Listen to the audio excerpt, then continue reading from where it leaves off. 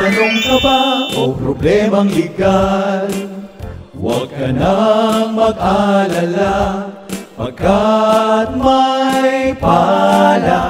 Sa atin pong saligang batas, malinaw na nakasaad ang mga sumusunod, partikular sa Artikulo 2, Seksyon 11 at 22. Section 11, pinahahalagahan ng Estado ang karangalan ng bawat tao at ginagarantiyahan ang lubos na paggalang sa mga karapatang pantao.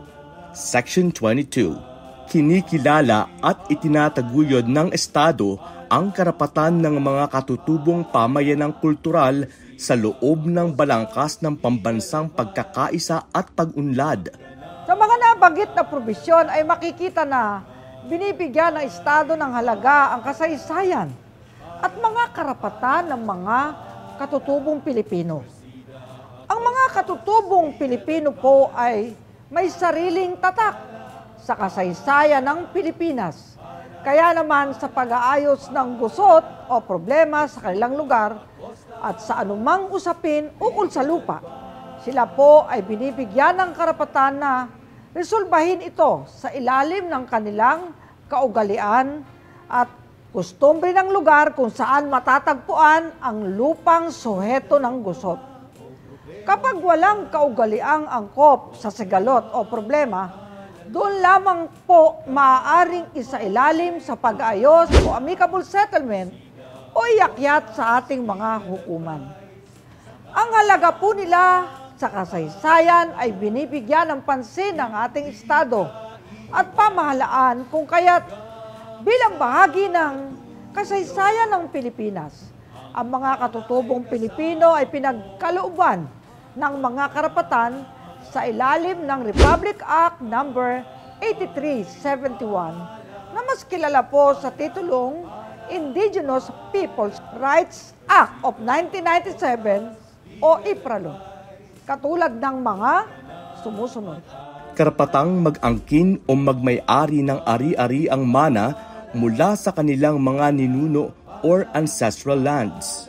Kaakibat ng karapatang ito ay ang karapatang pagyamanin ang kanilang lupain at manatiling nakatira rito. Sa pagkakataong sila ay paalisin sa nasabing lupain, sila ay may karapatang mabigyan ng malilipatang lugar. Karapatang mabigyan ng importansya ang kanilang mga tradisyon na may kinalaman sa usapin at relasyon ukol sa mga ari-arian. Karapatang panatilihin, pag-ibayuhin, at pagyamanin ang kanilang kultura, tradisyon at institusyon. Karapatang mapangalagaan ang kanilang karapatang pantao nang walang diskriminasyon. Karapatang pamunuan ang kanilang sarili or self-governance. Karapatang gamitin ang kanilang mga kultura at tanggap na tradisyon sa pagsasaayos ng kanilang mga suliranin at gusot upang makamtan ang hinihinging hustisya. Karapatang magdesisyon kung ano ang kanilang gagawin para pangalagaan at pagyamanin ang kanilang mga sarili, paniniwala, espiritual na paninindigan at mga lupaing kanilang pag-aari. Mabigyan ng parehong karapatan, proteksyon at pribilehiyo katulad ng iba pang miyembro ng lipunan. Mabigyan ng parehong karapatan sa pagtatrabaho, oportunidad, serbisyo, edukasyon, karapatan at parehong pribilehiyo na tinatamasa ng iba pang miyembro ng lipunan. Karapatang maprotektahan laban sa anumang diskriminasyon, pagmamalupit at pagpapahirap na may kinalaman sa kanilang trabaho.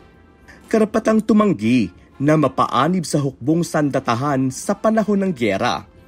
Karapatang maging malaya laban sa anumang diskriminasyon sa pagkuha at pamamasukan sa trabaho.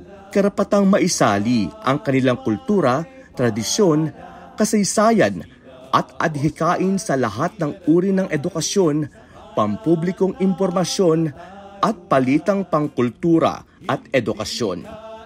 Karapatang panatilihing sagrado at mabigyan ng sapat na proteksyon at paggalang ang kanilang mga sagradong lugar, maging ang kanilang mga libingan, karapatan laban sa anumang eksplorasyon at paghuhukay sa kanilang mga lupain nang walang pahintulot ang mga maaapektuhang katutubo, at karapatang hindi masakop sa pagbabayad ng buwis at anumang uri ng paniningil ang lahat ng sertipikadong lupain na minana nila mula sa kanilang mga ninuno, na maliban lamang sa mga bahagi nito na ginagamit para sa pangmalawakang agrikultura, komersyal na pagtatanim sa gubat, at residensyal na layunin, at mga bahaging nakatitulo na sa isang pribadong tao. Yun At pala. ito po ang ating hashtag Palanos. Manood, magtanong, para matuto. May tanong ka ba o problemang legal? Huwag ka nang mag-alala.